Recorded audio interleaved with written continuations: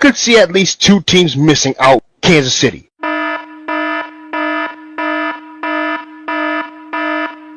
They should have tanked for Trevor Lawrence instead of just missing out on Joe Burrow or Jamar Chase. Todd Bowles, at best, is a mediocre coach. He did the same situation with the Jets back in 2015, ultimately maliciously ruining a power-hungry Baker Mayfield and potentially Mike Evans. Was a huge year of what could have been for the Ravens, even with Lamar Jackson and Derrick Henry. It just felt like the biggest problem was blown leads, particularly two of them, against the Patriots and the Bills. If you reverse the outcome of those games, they win the division in that case. Seattle Seahawks, Los Angeles Rams rematch. This is going to determine who wins the division. Kansas City versus Cincinnati. After Kansas That City was the upset of the decade. Yeah, between Joe Burrow and Patrick Mahomes, this was the upset of the decade. Between LSU and Texas Tech, it's like LSU being the undefeated team. It's like Texas Tech with the Kingsbury coaching that team becoming the best. But ultimately, LSU comes out on top, which is why Cincinnati, when that field goal was made, it was an underdog story. There's also the comebacks. 2006, Indianapolis, New England. The Bears had punched their ticket earlier, and then it came time. Indy was down 21-6. It looked like New England was going to go back and win their 4th and 6th seasons. But Indianapolis ultimately came back, got the go-ahead touchdown. Then, at the end of the game, when Brady got the ball less than a minute, Peyton had his head down the entire time because he knew Brady had enough time. But the interception happened. It's funny. All of a sudden, Peyton Manning hears the crowd roaring. He finally looks up and starts jumping up and down. The incomplete pass on 4th down in the 4th quarter that ended the Rams' fairy tale game-winning drive on that 14-play drive, ended with a turnover and downs.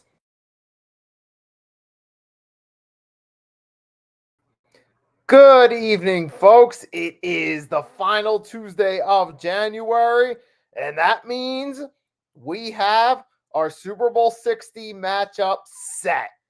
It went down on Conference Championship Sunday. New England Patriots won the AFC Championship, and with all due respect, somewhat anticlimactic fashion. And then the Seattle Seahawks, in a thriller, defeated their division rival Los Angeles Rams to set the Super Bowl 49 rematch, Patriots-Seahawks. But this time around, I feel like it's going to be an entirely different story.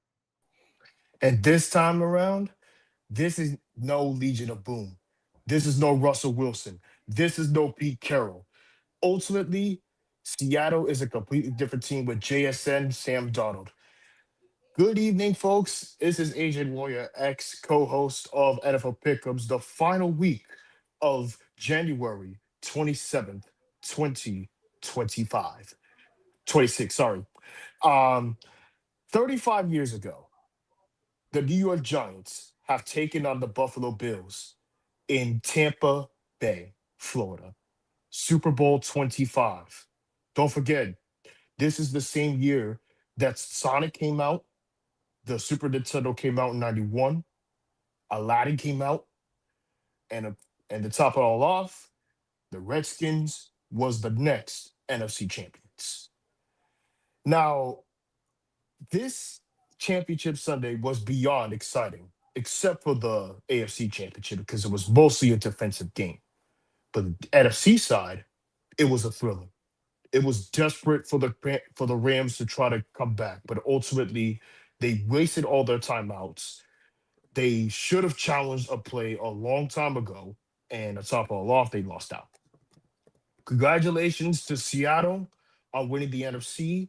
Philadelphia, hand that crown over to Seattle because the Mariners have sacrificed their lives for the Seahawks to make it back to the Super Bowl for the first time in 10 years.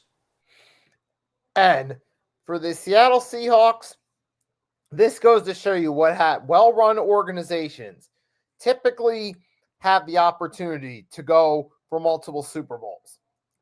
well-run organizations always find a way back to the promised land, one way or another. There might be stretches in between, but at some point or another, they'll find their way back. We've seen throughout the 21st century. We've seen teams like the Baltimore Ravens. They've had their ups and downs, but they've won 2 Super Bowls in that stretch. Tampa Bay Buccaneers are kind of a weird one, but they've won 2 Super Bowls in that stretch.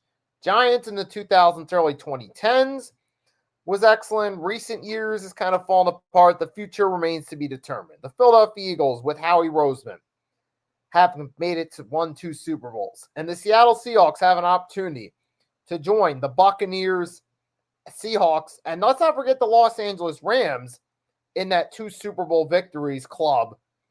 But first, they got to get past the New England Patriots. Now, still got to talk a little bit about the games itself and how we got here.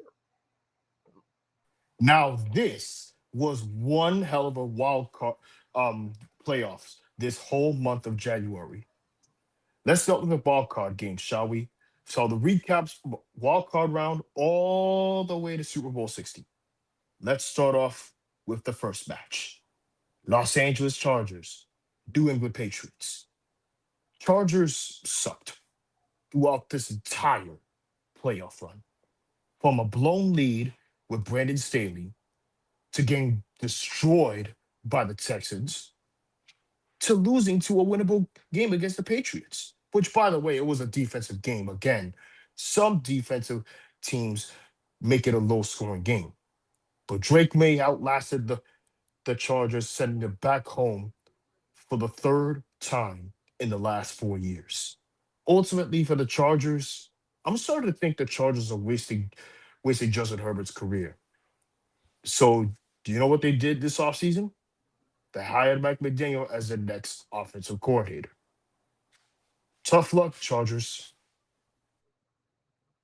Well, for the Chargers, obviously, they're still snake bitten. Some teams have turned over a new leaf since the start of the 21st century. Like I said, the Buccaneers, Seahawks, Eagles, to name a few examples. Rams, technically the 99 season, but in the case of the Chargers, that's not been the case. They're still the same snake-bitten team they were in the 20th century. And for the New England Patriots, they were also that team, the most notorious example of turning over a new leaf in the new millennium. 6 Super Bowl wins, 9 Super Bowl appearances. They're about to go to their 10th. And it started by beating up on the snake-bitten team out west in the Los Angeles Chargers in a game that really wasn't all that great. But to be fair, it was Drake May's playoff debut. Sometimes quarterbacks struggle in their playoff debut and they make up for it later. We've seen that before. And so, but it wins a win. They beat the Chargers. And now there's the Justin Herbert conversation about him in the playoffs.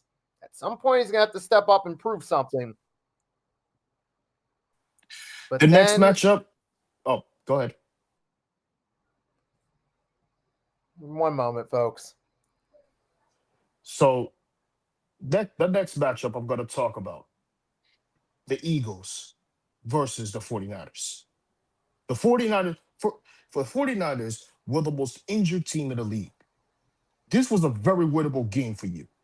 And I said the 49ers on the wildcard weekend preview, I said the 49ers would overcome the odds against the Eagles because their offense has a slighter advantage.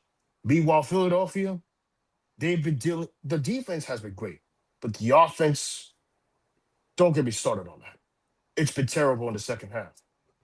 Shades of the 2023 collapse ultimately got destroyed because of AJ Brown's crucial moment. He was complaining this whole year and said he wanted more catches and more attention to make sure that he's the best player on the team. That didn't happen. He dropped 2 crucial moments. And I said you vouch for a rat of Kevin Petullo because he's a former Jets QB coach, which thank God you chopped the tail of a rat off. But it wasn't enough. A.J. Brown is now becoming a team cancer. Jalen Hurts is slowly declining. Saquon Barkley, ever since that Madden curse, is now officially becoming one of the worst players on the team. So where does that lead you next? The domino effect. The domino effect is going from Kevin Petullo being chopped off. You missed out on Mike McDaniel. You missed out on Brian Dable, who went to the Titans, and now you're about to miss out on another offensive coordinator. If the offensive coordinator situations can't get done by the end of the season, during the start of the offseason, the Eagles have been nothing more than a revolving door of offensive coordinators coaching search. For the 49ers, they advance. Eagles, they have a lot of work, which thank God you terminated an offensive coordinator, Kevin Patullo. Ultimately, you're still searching for one and you missed out on both coordinators. Ultimately, for the Philadelphia Eagles, it was the end of an underachieving season. And for the San Francisco 49ers, hey, it was a tale of their adversity, overcoming injuries, ultimately moving on. And they did secure a divisional round matchup against the Seahawks, but small spoiler alert, we know how that's where the fairy tale ended. But Which is why we're going to get to that the next game after we cover the rest of the wildcard rounds. then there's But the go ahead. AFC side of it. Yup. The next AFC matchup, Jaguars versus Bills. Who? Jaguars had every advantage in the books in terms of the offense. The defense has been doing great, but if Travis Hunter stays healthy, he would have been a dynamic duo of defense and offense with Travis Etienne and Brian Thomas Jr. and Evan Ingram. Ultimately, it wasn't enough. Cam Little may have been the best kicker of the season, but after all that time wasting with no timeouts, they missed a field goal. And Trevor Lawrence was picked off at the last moment. Ultimately, Josh Allen overcoming the odds, but Keon Coleman has been a very disappointing receiver throughout this playoff year. Most of the time, he knows how to do his job, but Cam Newton was right about one thing. He's cool, all right, but what they're supposed to be his number one, and he's playing like a bum. You better start doing your job. Man, for that game, man, that was definitely the more entertaining game for the AFC side of it. And credit to the Jaguars, they put up a fight for sure. There were points during the game it looked like it could go either way. But ultimately, the Buffalo Bills decided, hey, there's another team that had one Super Bowl since Josh Allen joined the league. They decided to borrow from that team's playbook with not one, but two tush pushes for the go ahead touchdown. First, they did kind of like a longest yardish type tush push where you had a bunch of people pushing the pile forward till Josh Allen got to the one, kind of like that play where Turley AK, the great Kali, wouldn't go down. You had guys pushing the pile. And then they did their own rendition of the Eagles tush push at the one. Hey, if it works, why not use it? And it worked. They got the go-ahead lead. Defense got the crucial interception, and they got the win. I mean, for the Jaguars, look, it was a good season, hell of an effort, but come playoff time, it just wasn't enough. Now, as far as Trevor Lawrence goes, I understand Drake May's not in the Pro Bowl, but if we're looking for a fill-in, Trevor Lawrence would have been a worthy fill-in alongside Justin Herbert and Josh Allen. I'm just saying. Which Because, is why nobody should be talking about the Pro Bowl because the Pro Bowl at this point is a popularity contest. And Shador Sanders, by somehow, some way, replacing Puka Nakua to a Pro Bowl selection is the most inexplicably and inconceivably the worst case scenario for a rookie quarterback. huh, Which is why the next game I'm going to go over for the NFC side, the Packers and Bears. Oh boy, where do we begin? First, I want to say that it's Chicago's first playoff home game since 2018 and that double doink. Should Iceman tr- should Iceman Caleb Williams redeem himself? Absolutely. But he ain't no Frozone because he is the zone, which is why they started off terribly. The Packers were running over. The Packers was destroying the defense of the Bears defense. Ultimately, at the first half, they were cruising. But then the second half came, everything fell apart. The cheese grater, the cheeseheads known as the greatest cheeseheads in Milwaukee, Wisconsin, has officially choked at the worst time possible. You were up 21-3. Ultimately, you choked. And Iceman Caleb Williams has officially came back for revenge for the third time and destroying the Packers. Now, where does this lead to this offseason? Simple. Jeff Hasley went to the Dolphins. They hired the former Packers GM is now on the Dolphins. They hired Jeff Hasley. Jeff Hasley's now on the team. Now, where does this lead you to? Simple. They need Michael Parsons back healthy, Josh Jacobs back in his normal ways with the Raiders, and they need to improve on the offense. But there is no excuse for you to blow a lead like that. And because of that, the Packers have officially been eliminated in the first round in the most heartbreaking way possible. Yeah, and for the Packers, that game was perfectly fitting of their season. There was a point in time, just for a week or so in December, they had the number 1 seed. And it looked like they had a shot of finally making a run back to the promised land. But once that Micah Parsons injury happened, the Packers collapsed, barely made the playoffs to the 7th seed, which is exactly what happened with them in this game from their point of view. They started off strong, only to collapse and go home one and done. But on the other hand, for the Bears, this was perfectly suited to their season. The comeback story, the Caleb magic, all season long. And then you saw Caleb became this close to being the first 4,000-yard passer for a season in Chicago Bears franchise history. But it was good enough for the number 2 seed, and their performance late was good enough to turn it around and win this game. Now, as you'll notice, Caleb Williams didn't have the greatest run in the playoffs, but it was his first season in the playoffs. There's still plenty of time. Like we said before, and Drake, there have been quarterbacks who struggled their first go in the playoffs, but made up for it with winning Super Bowls later on down the line. Which ultimately the Bears, in the very next round, we will get to in a few short moments. And then there was one AFC wild card. Ooh. The Texans versus the Steelers. Aaron Rodgers' potential final game as a Pittsburgh Steelers and the greatest quarterback in 2004. Ultimately, for the Steelers, this wasn't enough. Sure, Calvin Austin may have done his part, but Aaron Rodgers looked terrible in the playoffs. Like Russell Wilson and Justin Fields, they have officially lost almost every single one and done situations.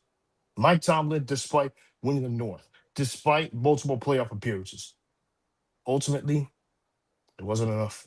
The Texans defense was elite. CJ Stroud was amazing. CJ Stroud was the greatest quarterback in the wild card round, but we'll get to the divisional round in the next few moments. Because after that, what happens? The Steelers lost. They lost because the defense wasn't showing up, in spite of TJ Watt. It wasn't enough to score more offensive points, and the offense wasn't good enough. Now I know a lot of Steelers fans want Mike Tomlin fired, but he wasn't. He stepped down, resigned as head coach for the Pittsburgh Steelers after 19 years of his head coaching experience. So don't say that he got fired. He resigned. So where did this lead the Pittsburgh Steelers offseason? They let one of their second or third stringers go to the Giants, one of the players. And this week, just recently, they hired Mike McCarthy for the Dallas Cowboys. My honest thought, you went from a 9-8 Super Bowl team to an 8-9 mediocre team. If this team goes 8-9 next season, this would come to an immediate halt as the Pittsburgh Steelers will be tied for the 49ers, New England Patriots, and the Dallas Cowboys for most consecutive winning seasons. If this happens, forget it. I don't know what to say, but I think, in my opinion, it was a bad move. I mean, with this one goes for Pittsburgh, it was perfectly fitting, not necessarily in regard to the way the end result of the game because it was not favorable, but it kind of was like the telltale sign that it was time for Mike Tomlin to step down. He had a great run, but toward the end, he kind of got stagnant, repeatedly being a wild card one and done. And after going out in the wild card round again, it was kind of, I guess you could say, God's way of giving Mike Tomlin the heads up of, hey, you had a great run. Maybe it's time to step aside and let somebody else take over. Go enjoy some family time or whatever he ends up doing in the future. Maybe he just needs a break before he returns to coaching. Maybe he goes into broadcasting. But so far, he's showing that he wants to take some time with his family. He went to his daughter's gymnastics, the support event to support her. So he's deciding to take some family time. And for Aaron Rodgers, I guess for him, it worked out kind of, if this is his farewell, this would actually work out perfectly fitting. He said on Pat McAfee's show during the offseason, he wanted to go out in a way that was more fun than his tenure with the Jets. He didn't say it directly, but that's kind of what he implied. He went to Pittsburgh, made the playoffs, which was a step up. And, you know, at this stage in his career, that was realistically the best we were going to get of Aaron Rodgers. So I think that would be the perfectly fitting farewell at this stage. It may not be another Lombardi, but at this point, he'd probably be more likely to go off on a more embarrassing note if he were to just try to come back. So I think he should just go out. For the Texans, hey, this was the elite defense on display. I mean, the game itself really wasn't that interesting till the fourth quarter when the Texans defense put the dagger in Pittsburgh's heart and kept the magical winning streak going one more week. Here's a bonus: Rams versus Panthers. Yep. This was a close one. I have a gut feeling for years to come, if Carolina plays well for the next couple years, they have a shot to not only win the NFC South for years to come, but also be a future playoff contender. If Bryce Young has more weapons besides T Mac, besides Rico Dotto, besides the players that they have, I think the Panthers could win the NFC South for years to come if Bryce Young gets his cards right. They're one step closer to winning the division for years to come. Now for the Rams, this was no brainer. Puka Nakua was amazing. Everybody else was amazing. But ultimately, the Rams overcame the odds. Hey, if there was ever one time, this was probably the only time that a team under 500 who won their division had a feel-good story to it. Because the previous times, like with the Seahawks, that just felt like a joke. The Panthers, the previous time they did it, when they went from 12-4 to 7-8-1, big step back.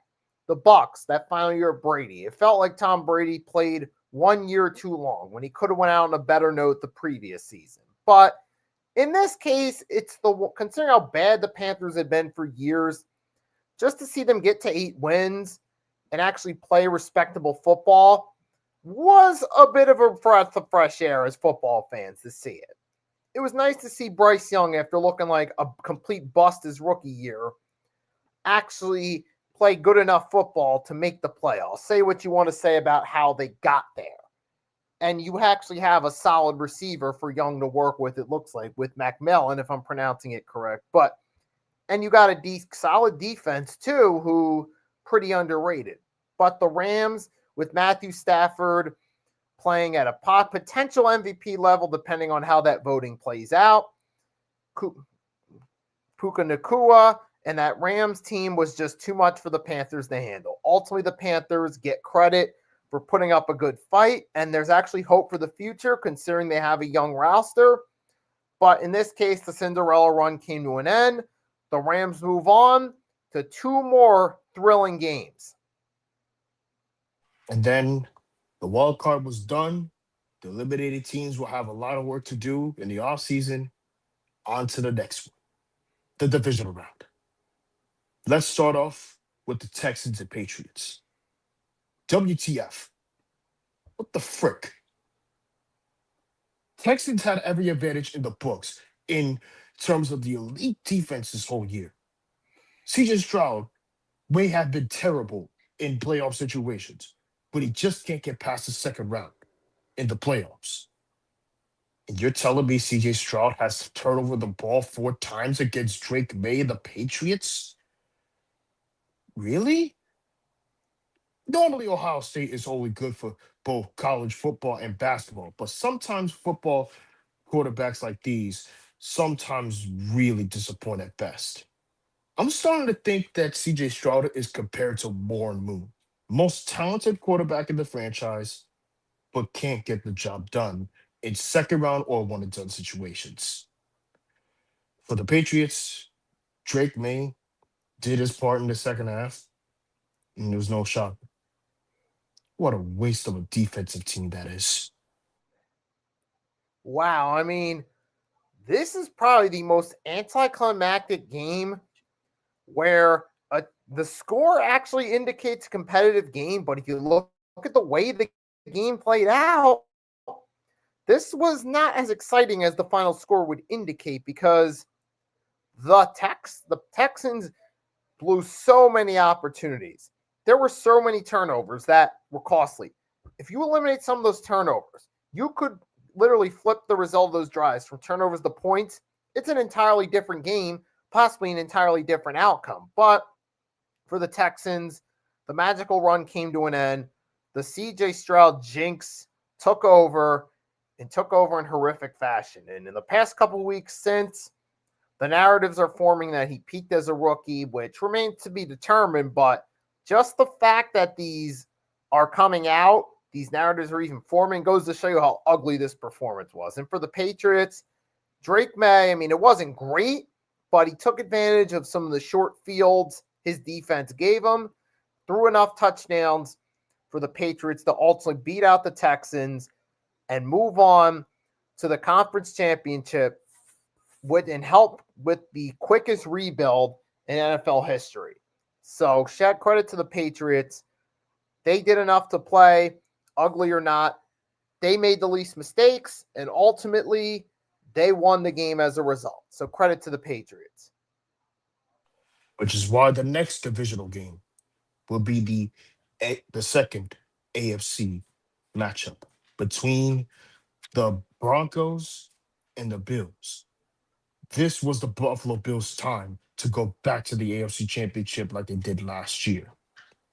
There was one problem at this time around: no Chiefs, no Ravens, no Lions, no Eagles either. 4 teams have officially cast away thanks to the boogeyman. The boogeyman has officially cast away those 4 teams, and they have officially need to get the job done. But guess what? Josh Allen played horrible in the first half. That one pass he did, throwing it to the other side of the ball, was like was like NFL Street type of play, but nobody was there. That's got to be one of the dumbest plays I have ever seen before the half. Not only that, but similar to what we saw in the divisional round, like the Cowboys and 49ers, was one of the most dumbest plays at the very end.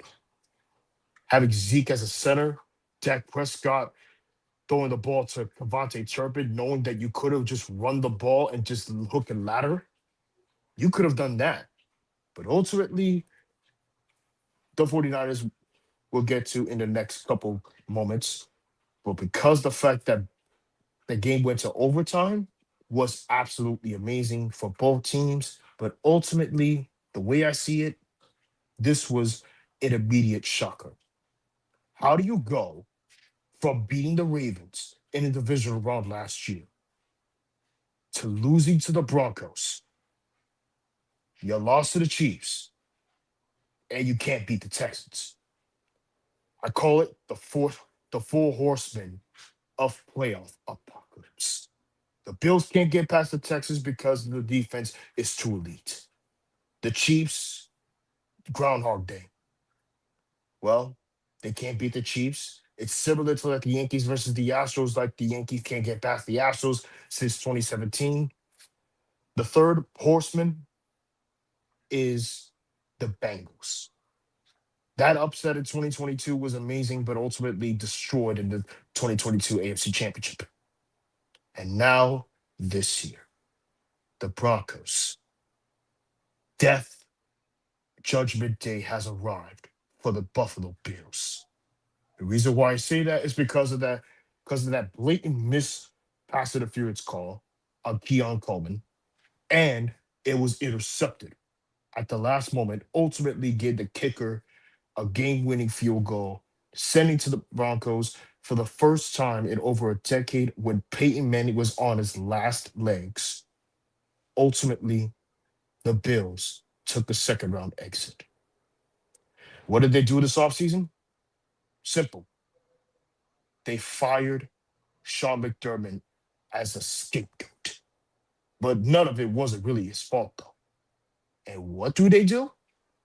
They hired, they promoted Bean as a president of operations for the Buffalo Bills, despite his bad drafting with Keon Coleman.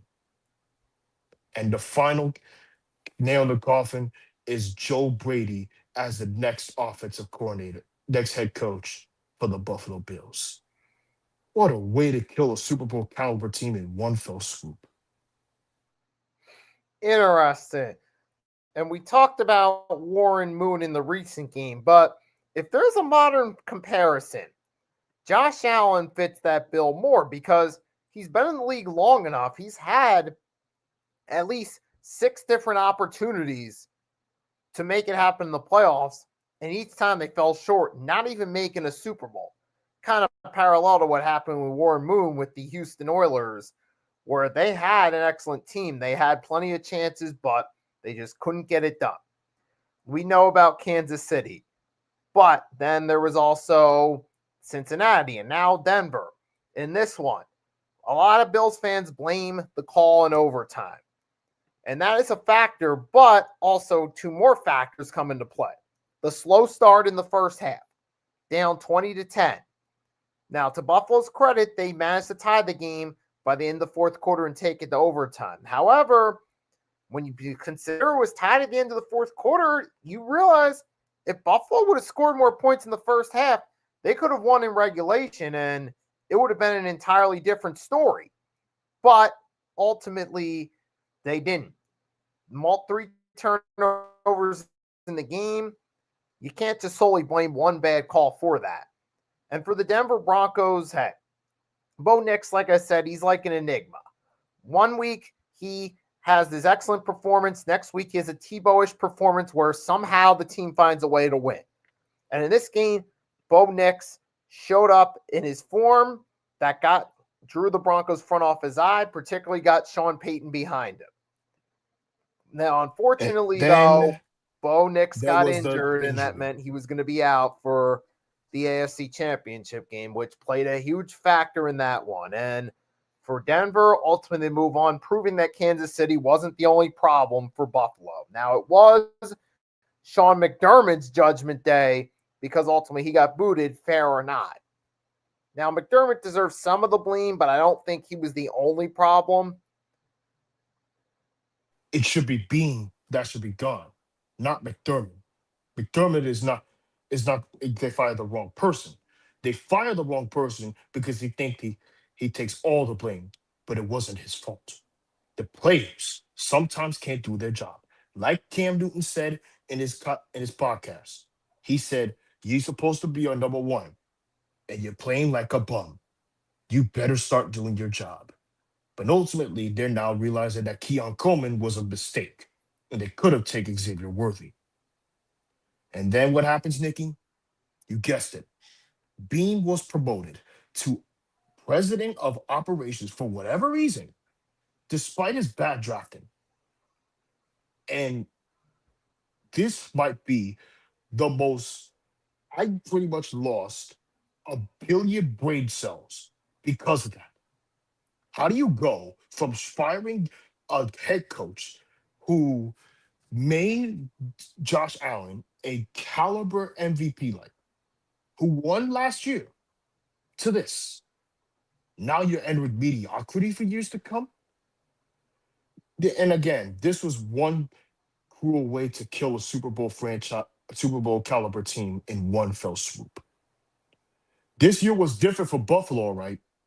It started with promise, it ends with death. The AFC East will piss And on their graves like they always do. with Sean McDermott, you got to wonder, ask if you ask fan bases of struggling teams if they would like to have Sean McDermott as their head coach, like say Raiders fans or Bills fans or Jets fans, you best believe all three fan bases would raise their hands and say they would like to have Sean McDermott over what they've had in recent years. And then the very next NFC divisional matchup, Seahawks 49ers. One NFC West divisional matchup. Civil, this game, in my opinion, played the way how the Eagles played against the Giants in the 2022 divisional round. Boom. Blowout. BTA. Rashid Shaheed with a returning touchdown. Very first play of the game. It's like saying you're conceding a goal in the first 10 seconds. That happened. But now this time around, with Sam Darnold doing amazing and the defense doing their part, I'm not going to waste any further. Ultimately, the 49ers have a lot of work in terms of the free agency. They might cut Brandon Ayuk. You might let Juwan Jennings go. And that's pretty much it. I can't believe they just wasted a season with one CMC. Unbelievable. It's very amazing you bring that up because that was the first sign that this Seahawks defense doing something in the playoffs. They shut down Christian McCaffrey and made him inefficient. Because Christian McCaffrey, with all due respect to George Kittle, Brock Purdy, he's the best player on that offense when he's healthy. And the Seahawks shut him down. He had no answer for that defense. And then from there, I mean, the 49ers didn't have George Kittle to fall back on. Everything else fell apart. And when you have that dominant defense, pretty easy for the offense to get going from there and score enough points to win the game. And that's exactly what happened here. The rest of the offense was calm, composed. They had a great defense behind them. All they had to do was just simply outscore the 49ers, which they did, and root to a blowout. I mean, the offense didn't have to play that great, but they dominated, which actually may have helped them out because it may have built momentum for the NFC Championship game, which ended up being a shootout. So all the cards worked out perfect in Seattle's favor to dominate the Niners. And sometimes all you need is that momentum to go forward. And that's exactly what the Seahawks got in this one. And they carried it over. But first, they had to sit back on Sunday and watch the Rams and the Bears to find out who was going to Seattle to play them. And let me tell you, in the fourth quarter, prime quarter, clutch quarter, Ice Man Frozone Caleb Williams came through again. And he came up short in the overtime. Defense did their part, offense did their part, but ultimately, Caleb Williams fumbled at the worst time. Not going to waste too much time on this, but Bears got a really good team for years to come. I mean, hey, the Bears, like you said, fourth quarter, the touchdown that tied the game, that was peak 2025 Caleb Williams, who's given the Bears the first real spark at quarterback for the longest time. And they did play a good game against a Rams team who for the second straight year had to travel into the winter weather in the divisional round. But this time around, the Rams got a favorable outcome. And even with that interception in overtime that Caleb Williams threw, it wasn't the worst throw in the world because at first it looked like he had a chance. But Cam Curl made a great diving play at the ball to get an interception that not every defensive player in the world would have been able to make. So Cam Curl deserves credit for getting the pick to set up the Rams for the game winner in what was truly the best game of the divisional round. So congratulations to the Rams on getting the win and setting up a game with the Seahawks, which ended up being a classic. And for the Chicago Bears, hey, realistically speaking, you kind of had a feeling it might fall off in the playoffs, man, but it was a great run by Ben Johnson. And now you see how valuable he really was to that Detroit Lions team. But the good news is the Bears got Caleb Williams entering his third season. They got a coach that's finally got the locker room behind him and plenty of reasons to look forward to the future for the first time in a long time. And oh, yeah, Rashid Shaheed. I know this was off subject, but his kick return in the game against the 49ers was a theme that we saw from Shaheed throughout the playoffs, which I'll get to more when it comes to the NFC Championship game about how he helped set the tone. Which is why the next one is the AFC Championship. Broncos hasn't made it to the AFC Championship since 2015. The Patriots hasn't made it to the AFC Championship since 2019. Two teams, one championship. Ultimately, it was a low-scoring game. Then it snowed. Patriots was dominant, with Jared Stidham on the Broncos ultimately destroyed. And congratulations to the New England Patriots. Since I'm a New York Giants fan, we know how to beat them twice in the Super Bowl. But my props gotta be given to the team the only team to beat twice in the Super Bowl. Now, Drake May, in my opinion, has to win MVP this year. With Mike Vrabel potential play coach of the year candidate, I'm going to say that Definitely. in my opinion, Drake May would win MVP automatically. And Mike Vrabel, now they got his first year at the Super Bowl, automatic coach of the year. The empire that we once knew was dead, but now it's resurrected, not as the first galactic empire, but the first order, which is why the next game is the Seahawks and the Rams. The Rams was by far the greatest ending we have ever seen in a long time. Matthew Stafford should could have done better, but ultimately it wasn't really his fault. Sean McVay should have used that challenge a long time ago, like I mentioned at the beginning of the show. Ultimately, it wasn't enough. Because of that, they lost. Seattle, for the first time since Russell Wilson, Pete Carroll, and the Legion of Boom, have won the NFC Championship. The Seattle Mariners have ended their ALCS drought for the first time since 2001. They sacrificed their team, the heart of Emerald City, to to the Seahawks with Sam Darnold and JSN. The final stage is officially set. A lot of teams didn't want this Super Bowl to happen. A lot of people said that this wasn't supposed to be happening in terms of cupcake schedules and controversial outcomes. But the fortunate side about it, you're going to love it. And I'll tell you why for one good reason for the AFC side, the New England Patriots. For the first time since the Brady era, before getting his sixth championship time with the Pittsburgh Steelers, the Patriots were nothing more than a trash team after trash team after trash team.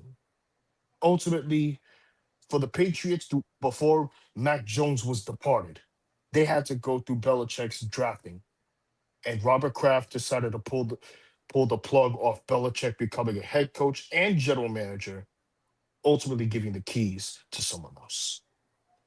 When Drake May entered the Patriots, he actually looked pretty solid in 2024 season, but none of it was really his fault. Jared Mayo at best was a coordinator, but Robert Kraft replacing Jared Mayo to replace Belichick has got to be the most inexplicably inexcusable with hiring possible. But then enter Mike Vrabel, a former New England Patriots player and do a Tennessee Titans head coach. Tennessee really messed up big time when it comes to teams like these.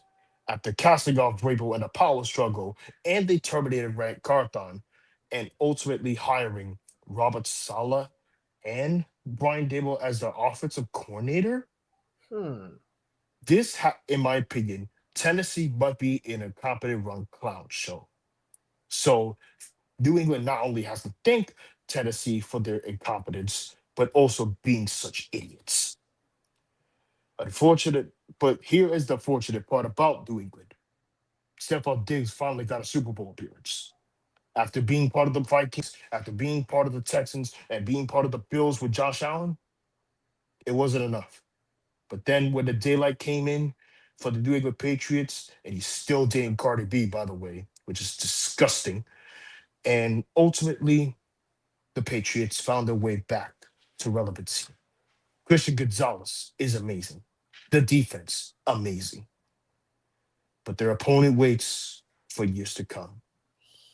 But however, the NFC side, for the first time since the Legion of Boom, is back. Seattle Seahawks. Rematch of the Super Bowl 49. Rematch of Super Bowl 49 in Arizona. But this time around, it's a completely different team. Sam Darnold has officially become the first quarterback in the 2018 draft class to make it to the Super Bowl. Now, the real question is he going to win it? We may never know. JSN looked amazing. They have two former Giants, Julian Love and Leonard Williams, to the Seattle Seahawks as NFC champions. Clint Kubiak has officially become the best coordinator head coach they ever had. Ultimately, for the Seahawks, they have clawed their way since Geno Smith departed and traded to the Vegas Raiders. But ultimately, Pete Carroll, when they terminated him, they got a whole lot better without him. So, in my perspective, Seattle is by far the most feel good story so far in terms of Sam Donald's career. He started his career in SEC, at USC, same college that Caleb Williams came out. Ultimately, he's now in the Super Bowl. So now, between those two, if I had to choose one, I'm not going to jinx anything, but I'm going to keep it short and sweet. Seattle Seahawks. Second championship for the first time since the Legion of Boom in MetLife. It is destiny written all over it to take down the evil empire that you botched a play at the 1 yard. Instead of just giving it to Marshawn Lynch, you decided to pass it, instead of just running it. And because of that, the Legion of Boom has been disbanded because of Pete Carroll's questionable play call. That's about it. So, Nikki, if you have anything left, the floor is yours. With these two teams, you got the Seattle Seahawks are the perfect example of why you need, on particularly with their defense, why a mix of veterans and young players is crucial to helping a defense succeed. Because you got younger pieces like Kobe with a C Bryant. And while we're on that name, rest in peace to Kobe Bryant, the NBA legend. His 6-year anniversary was yesterday.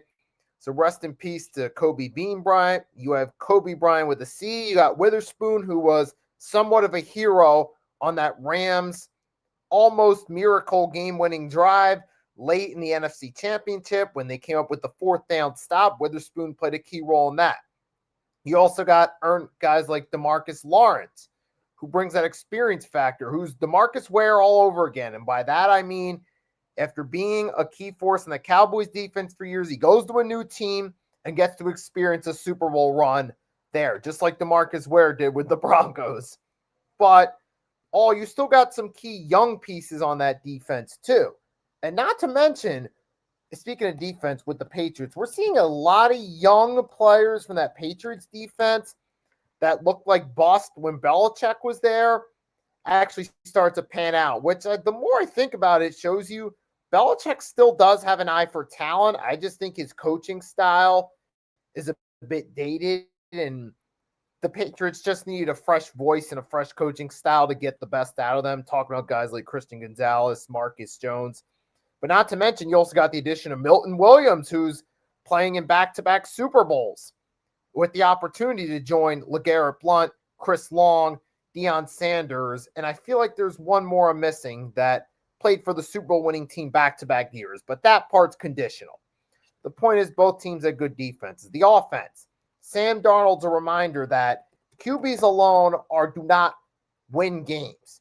Because we saw, if that were the case, Sam Darnold would have still been the Jet starter. But obviously it's not the case. He's now got a complete team around him. Kenneth Walker, let's not forget about. JSN, Cooper Kupp's added some depth. Rashid Shaheed, who helped set the tone on the opening kickoff in the divisional round, and the 60-plus yarder in the conference championship, setting up the touchdown. Sam Darnold's fresh off the game of his life in the NFC championship game to get them there. Not to mention, you also have guys like Byron Murphy, Witherspoon, like I said. You also got guys like Julian Love, You got a pretty solid all-around crew. But ultimately, I feel like the Seahawks are the better all-around team, and it's going to show in the Super Bowl. Because the Patriots, with all due respect, not to take anything away from them, but they've shown their vulnerability throughout this playoff run despite their wins. And I feel like that vulnerability finally catches up with them against the Seahawks, who are the most complete team they've played. But the beautiful thing about it is we get two teams who I did not expect to even come close to this stage. I thought Patriots would maybe at best mid-first round pick going into the season, into 2026 draft. Seahawks, Darnold, I wasn't sure about. I thought maybe they'd be kind of in a similar spot they've been the past couple years where they're on the cusp, but no, they get home field advantage and make the run all the way to the Super Bowl. But that's the beauty about football. Sometimes you get those teams that make surprise runs to the Super Bowl, win or lose. We've seen a lot of them. And in this case, we're going to get one surprise Super Bowl winner and one team that made a surprise run to the Super Bowl but fell short regardless, because I don't think a lot of people saw either team getting this far. Now let's talk about Super Bowl commercials. This is a bonus, by the way. We already know before the Super Bowl Sunday happens, we have a lot of Super Bowl commercials. For this year, we have movies that's coming out later this year, like Supergirl. Supergirl is going to get a Super Bowl ad. Avengers Doomsday is going to be getting a Super Bowl ad, which, by the way, is going to be the most anticipated film of this year. And I say the best for last. Super Mario Galaxy movie. That's going to get a Super Bowl ad eventually. We already know what happened to the Nintendo Direct of Super Mario Galaxy when they revealed Yoshi. They revealed Yoshi. They revealed Baby Mario, Baby Luigi. They revealed Birdo. If you saw the Direct, I can name every single Mario character that's part of the Super Mario Galaxy movie, including Bowser Jr., which we saw earlier. But I think, in my opinion, the best one has to be Avengers Doomsday. We already know State Farm's getting a Super Bowl ad. We already know that Pepsi's getting a Super Bowl ad. But there's no big surprise about Scream 7. The seventh Scream movie is coming out the next month of February is getting a Super Bowl ad. Now, the funniest Super Bowl ad, in my opinion, has to be the Eli Manning and Odell Beckham Jr. dance. This has to be the most hilarious Super Bowl ad, in my opinion, one of the greatest. And at one point, there was an ASMR Super Bowl ad with a beer sponsor. Have you ever seen anything like that, Nikki?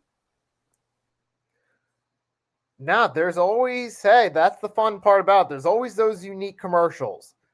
And then sometimes we even get tribute commercials, or there was even the one time, this may have been a Super Bowl. It was years ago when Apple was starting to break out. It had kind of like this commercial where it was like, kind of like a reminiscent of the George Orwell novel 1984, where all the brainwashed sheep are cheering on the idea of it. That was kind of a interesting commercial, but in hindsight, it's weird because Apple ended up being one of the most innovative brands in the business world and plays a crucial role in everyone's life. Which, by the way, speaking of Super Bowl ads, the best I think the best Super Bowl ad has to be the McDonald's Super Bowl ad with all the Twitch streamers and celebrities being part of the McDonald's ad. I can only predict it's going to be the exact same thing like they did a couple years ago with the Chiefs or 49ers or Eagles and Chiefs. But ultimately, I'm going to put it this way. If I had to choose the now let's talk about Super Bowl memories because we have a lot of things to say about Super Bowl memories. This is the final topic, by the way. Last but not least, Super Bowl memories. Let's look back at Super Bowl 42. Almost 20 years of Super Bowl 42 when when we when the Giants played the Patriots, when the Patriots was undefeated. And yes, Mike Vrabel was part of that team, by the way. They started out as an underdog season. The Giants went through against the Buccaneers in '07. They went to the divisional round against the Cowboys final year at the Cowboys Stadium before moving to AT&T Stadium in 2009, ultimately destroying the Packers on Brett Favre's last year. And for the Giants, they have came into Super Bowl 42 against the Patriots. Resilience was one key word that the Giants need to defeat the Patriots. The Patriots were the dominant team, the first undefeated team since the '72 Dolphins, ultimately going back to the Super Bowl for the first time in a couple years. Then came the War Horses, two legendary rivalries. You had the Patriots scoring first, then the Giants scoring. Then the Patriots picked off Eli Manning, fumble. A lot of things happened. And then the one greatest play of all time is the greatest, the helmet catch. Eli Manning, 3rd and 5, stayed on his feet, should have been tackled, should have been tackled, should have been tackled. 3 times he should have been tackled and sacked. But he airs it out in midfield in the fourth quarter. And David Tyree on one of the most impressive catches we have ever seen in our entire lives, which, in my opinion, haunted the Patriots fan base even further because the fact after the helmet catch, Tom Coughlin used his final timeout. And then came one game-winning touchdown. Manning to Plaxico Burress against Ellis Hobbs. Touchdown, New York. With 2 seconds left, Tom Brady had to give it all out. But ultimately, defense wins championships because of Jay Alford, Michael Strahan, and Antonio Pierce, which ultimately crowned the greatest underdog story in NFL history. Giants win 17-14. And Michael Strahan came retired as a champion. And he called it too. He made a guarantee saying, we're going to beat the Patriots 17-14. And that's how the New York Giants became the greatest underdog team of all time in the Super Bowl. And it's crazy because the original underdog story involved a team that has shared the stadium with them for years, the New York Jets. Now, this was historic, though. At the time, supposedly the champagne bottles were already delivered to the Baltimore, now Indianapolis Colts locker room because everyone assumed they were winning that game. People weren't giving the Jets a chance. But turns out Joe Namath, who up to that point had struggled as a professional, had his best season since his days with the Alabama Crimson Tide in college, and it was good enough for the Jets to pull off the Super Bowl win and pretty much paved way for the AFL-NFL merger, which had a domino effect on football as we know it. Because remember, prior to that, the first couple Super Bowls, it was the NFL champion versus the AFL champion.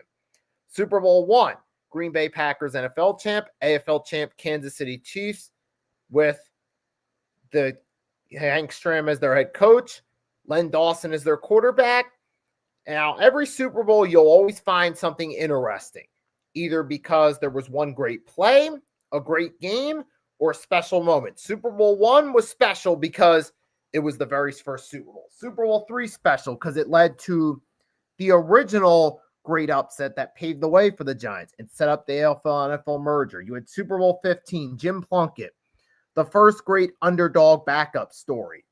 Ironically, this started the downfall of Dick Vermeil's tenure as Eagles coach, but coincidentally, a Super Bowl years later pretty much saved his legacy in Super Bowl 34 when the Rams entered the season with no expectations, except maybe at best a playoff run with Trent Green. But then Trent Green gets injured. Everyone thinks it's over. Vermeil's going to get fired. But Vermeil says we'll rally behind Kurt Warner and play good football. Everyone thought they were crazy, but instead they did exactly what Dick Vermeil said they would do, and they won their first Super Bowl. And that leads to the story of many teams that surprised everyone by either making a Super Bowl run or falling short or flat out winning the Super Bowl. I'm going to put it this way to say that last year's Super Bowl, it was straight a blowout, similar to the Buccaneers during the pandemic and the Ravens and Giants, because the Ravens defense back in 2000 was elite. Ed Reed, Ray Lewis, best defensive players in the game. Kerry Collins at one point did his part, but in the second half, straight blowout. Shannon Sharp was amazing. Baltimore won their first Super Bowl as their first expansion team since, since the Arizona Diamondbacks, which, by the way, this year celebrates 25 years of the Arizona Diamondbacks winning their first championship against the New York Yankees in 7 games. And The next Super Bowl I'm going to mention, you can go ahead before I continue.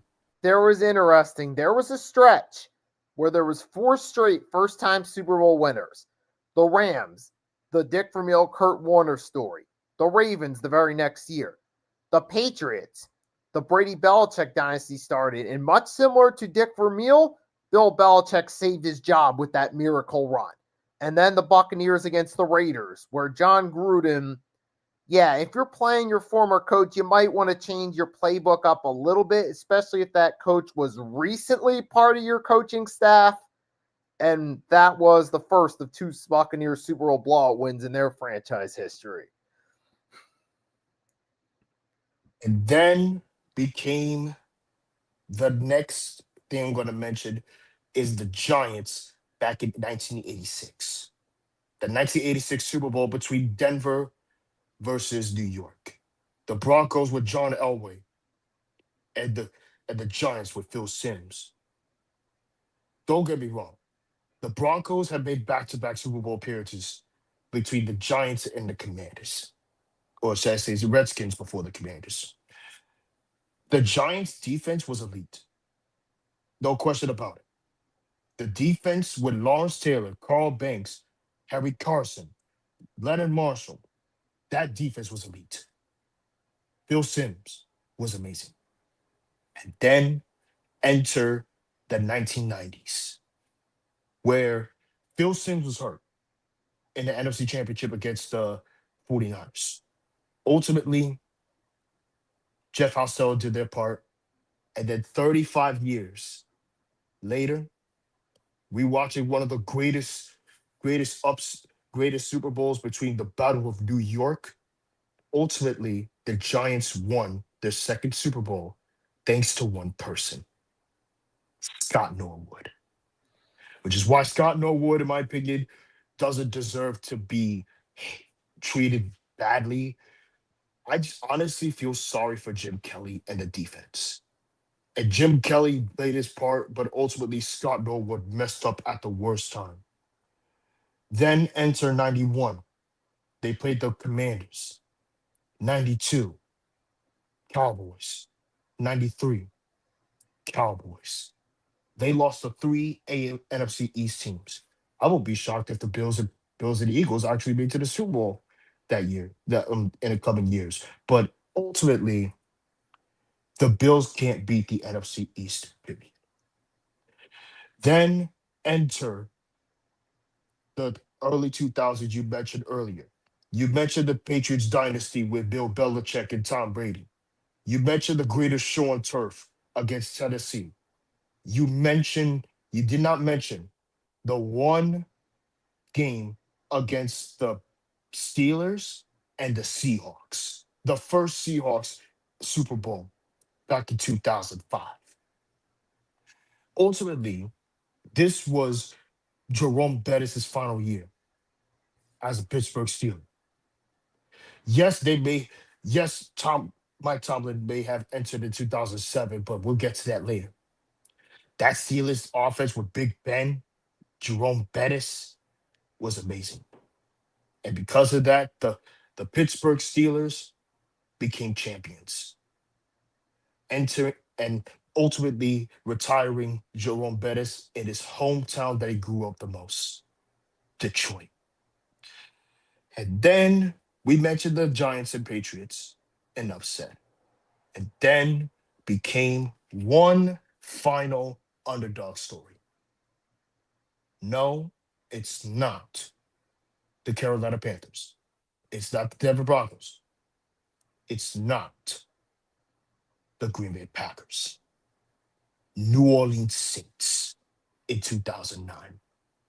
Drew Brees, Sean Payton, amazing against Peyton Manning. Ultimately, for the Saints, they have done amazing and they got their first championship for the Saints in the NFC South. So we got two underdog stories. The Giants in 2007, which, by the way, is the greatest upset in Super Bowl history over the Jets and Colts back in 69 before Neil Armstrong went to the moon. The number one greatest upset is the Giants and the Patriots 2007. And with the Super Bowl, where teams are desperate to win that game, sometimes teams might have a special trick play they've been saving, or they might become desperate and pull out a trick play because they know there's no tomorrow. The New Orleans Saints did that. The first half, Peyton Manning had a pretty good first half against them. They knew giving the Colts the ball back and them scoring could be devastating for momentum. So what did the Saints do? They decided to get a little tricky. Borrowed from the 2000 Philadelphia Eagles, who did it in their season opener against the Cowboys, where they pulled a trick play and went in for an onside kick the Cowboys weren't ready for. The Saints, 9 years later in the Super Bowl, did it there. And they got the ball, marched downfield, scored some points, completely changed momentum of the game. And then Tracy Porter, one of the heroes of the NFC Championship game, officially sealed a deal after the Saints scored the go-ahead touchdown with a pick six on Peyton Manning to make it a two-score game and complete the greatest natural disaster redemption story in professional North American sports, with the Saints winning Super Bowl 44. And speaking of tricks, the Philadelphia And Eagles not in just Super that, Bowl. this was a dedication after Hurricane Katrina happened in 2005. And then Super Bowl 52. It was Eagles-Patriots. You already knew as the first half was winding down, this was going to be one of those close games that was going to come down to the finish. Even with a whole half to play, you knew it was going to be close. And the Eagles knew it too. So they decided, fourth and goal, yeah, they could have kicked a field goal and gotten the easy points, but they knew the Patriots were going to come out roaring in the second half. So the Eagles, with Doug Peterson, Nick Foles, to their credit, they had a trick play they had obviously been practicing, but were managed to keep secret even in the social media era until it came time for that fourth and goal. It's known as the Philly Special. Similar to what Tom Brady tried a few years earlier, he faked an argument with one of his receivers, but this time it worked out differently. It was Corey Clement who took the snap, then lateraled it to the third string tight end, Trey Burton, who then threw to Nick Foles, who ran kind of a basketball route because Foles did play football and basketball in high school and college, and that basketball experience came in perfect to catch the Philly Special, which ultimately did help win them the game in an 8-point game by the end. So ultimately, it's one of those plays that when all the cards are on the line, you take the opportunity, and if you succeed, it works out in your favor. And it's a play that will forever be the title of the game. Like you get some plays are remembered by a play. Minneapolis Miracle, 4th and 26. Super Bowl 52, the Philly Special, which kind of started the big turnaround for the Eagles over the past decade with 3 Super Bowl appearances and 2 wins. Since the Philadelphia Eagles made it to the Super Bowl last year and before years, the Philadelphia Eagles are 2-3 in the Super Bowl. Lost to the Raiders, lost to the Patriots, and lost to the Chiefs. You redeemed yourself against those 2 dynasty teams, but couldn't beat the Raiders in the 80s.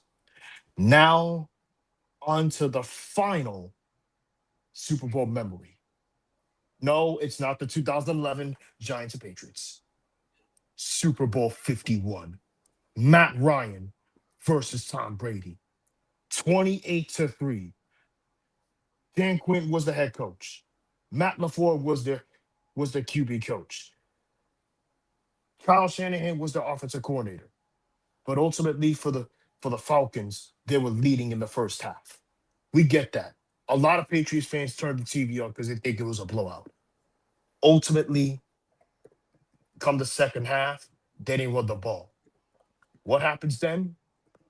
They choke. They started to choke and choke and choke away the lead. It was down 28-3. Now you're down by 1 score. What happened? They scored and they tied the game. Enter after the first ever after hours overtime in the Super Bowl. The New England Patriots versus the Atlanta Falcons. If only Julio Jones would have kept his toes, said his knee was down, they would have still won the game. But ultimately, the Falcons choked at the worst time possible. A pass interference call against the defense. And what happens after that? Brady gives it to his man. He's in. Patriots win the Super Bowl. First ever comeback victory against the Atlanta Falcons after leading 28-3. Great, and I kid you not, Nikki. This was by far the greatest comeback in Super Bowl history. And since the Falcons in championship moments have squandered most of the time, they squandered against the Broncos and they squandered in the NFC Championship. Ultimately, when it's their time back to the Super Bowl, they choked. They lost. And since then, after that Super Bowl choke, Atlanta sports hasn't been the same except for the Atlanta Braves in 2021. They had 0 championships in basketball, 0 championships in hockey, 0 championships in football, and only 1 championship in baseball. That's it. Nothing else.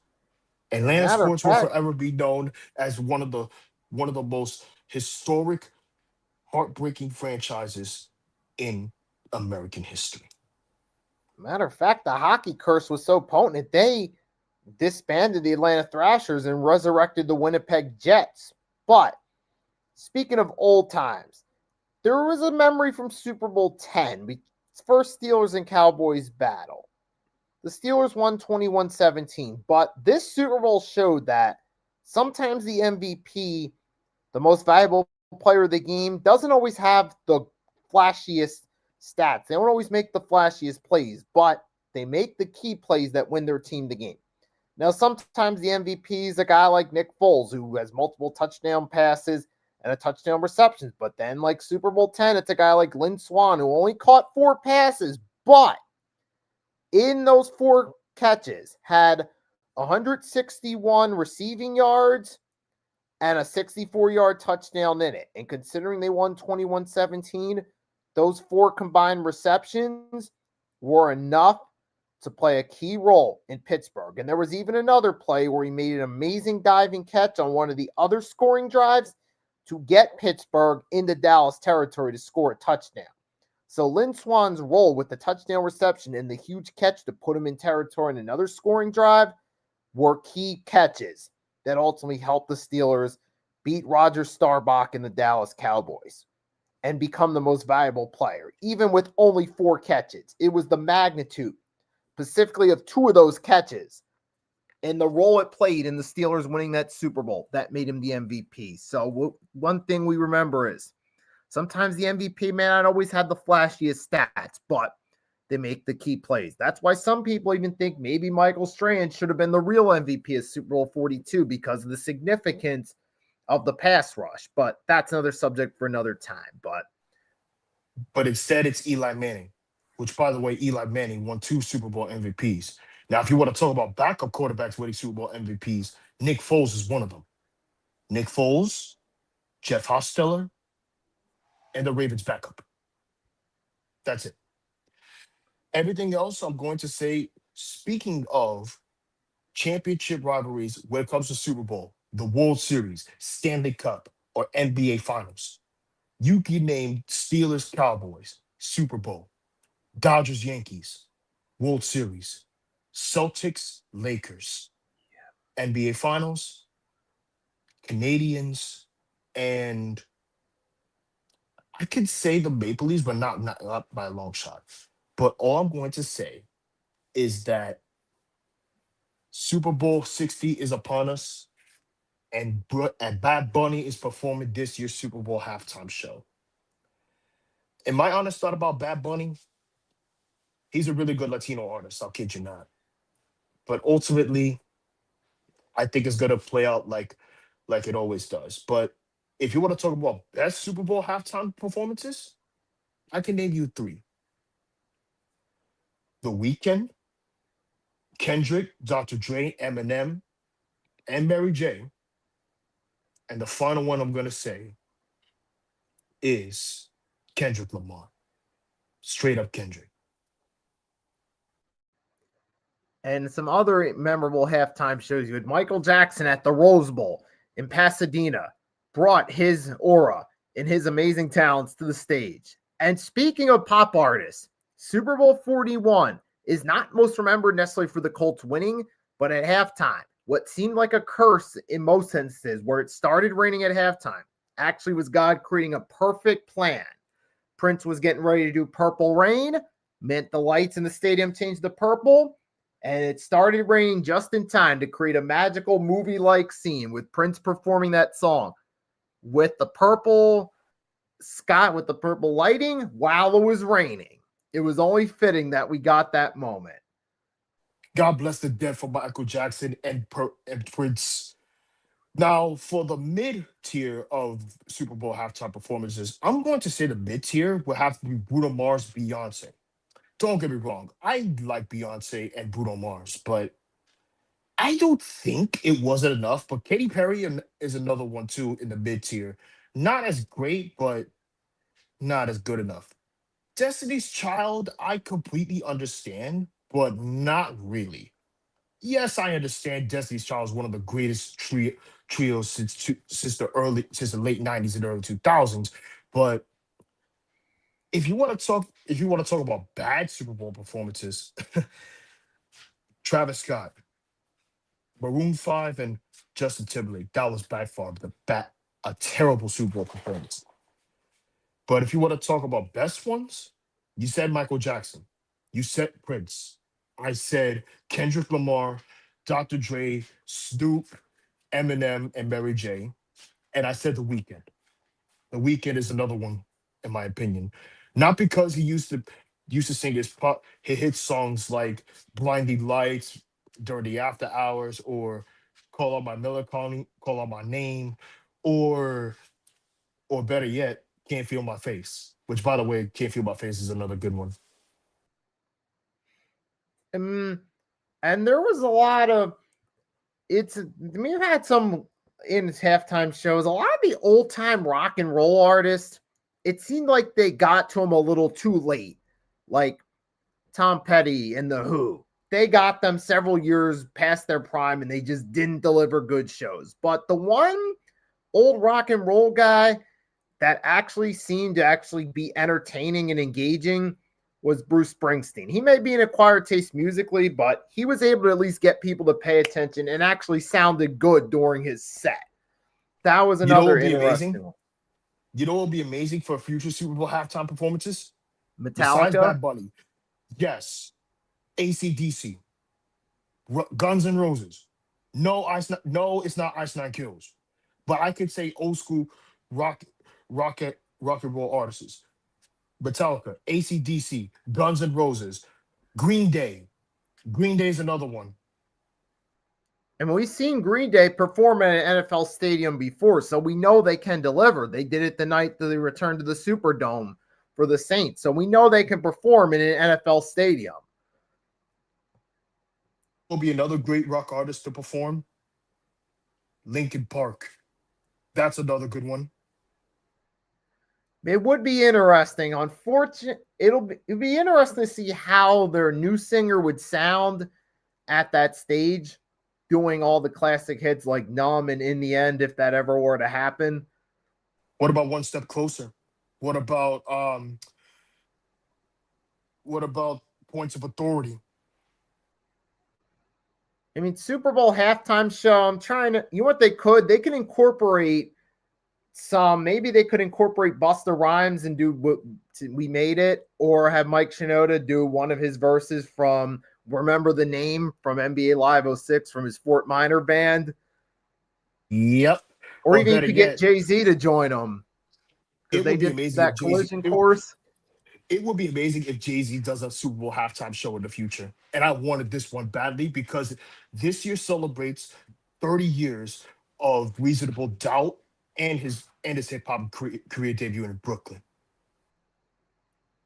Yeah, I mean, there's plenty of moments, both good and bad, throughout Super Bowl halftime show history that stand out.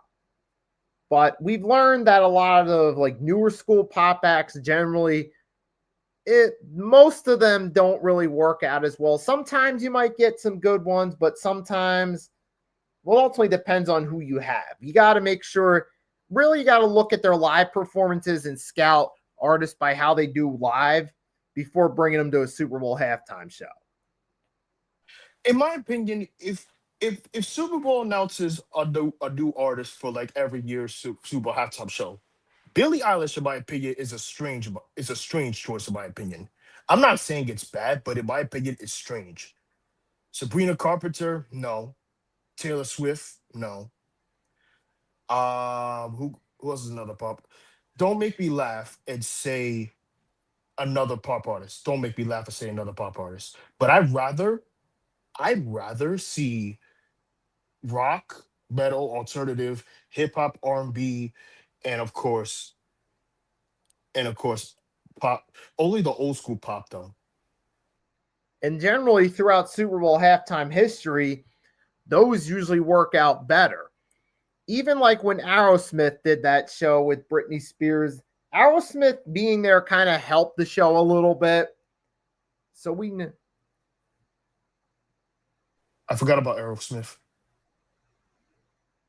So, yeah, we've had a lot of interesting halftime shows. We'll have to see what happens here. And it's interesting because you got two teams, like we said, who sometimes make that surprise run just being in the Super Bowl, whether they win or lose. Like we've seen a lot of them. Like we said, the Rams in 99, Giants 2007, Eagles 2017. Hell, Panthers in 03 with Jake Delhomme, Steve Smith and company. Just making it to the Super Bowl was a shocker. The Bengals in 2021, just being there was a shocker.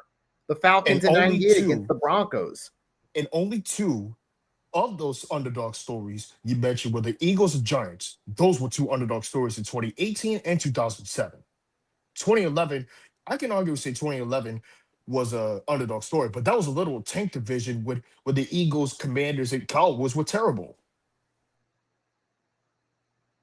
Right, 2007 was actually a much more competitive NFC East. Exactly. Well, ladies and gentlemen, this was a record-breaking show of about 1 hour and 25 minutes.